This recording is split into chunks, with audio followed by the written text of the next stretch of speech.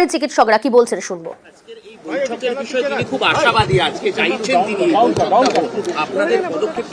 আমরা আমাদের সম্মিলিত যে বডি ফ্রন্টের পক্ষ থেকে মিটিং ডেকেছি, ফ্রন্টের মিটিং এক্ষুনি বসবে, যে মুহূর্তে ডিসিশন হবে সেই মুহূর্তে আপনাদের জানিয়ে দেবো।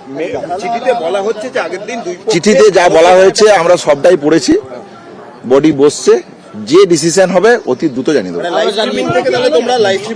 যা আলোচনা হবে সেটা জানাতে পারবো, আলোচনা না হলে আমি কিছুই জানাতে পারবো না। হ্যাঁ, আলোচনায় তো আমরা সবসময় আগ্রহী, কিন্তু যা মেল এসছে সেই মেলের কপি আমরা পড়েছি, সম্মিলিত মিটিং ডাকা হচ্ছে, যা ডিসিশন হবে জানিয়ে দেবো। 5 দফা দাবি, সেই 5 দফা দাবিতেই আলোচনা হবে। বাকি যা প্রসিডিওর হবে, যা শর্তাবলী যা আছে, যা কিছু মিটিং এর পর জানাতে পারবো।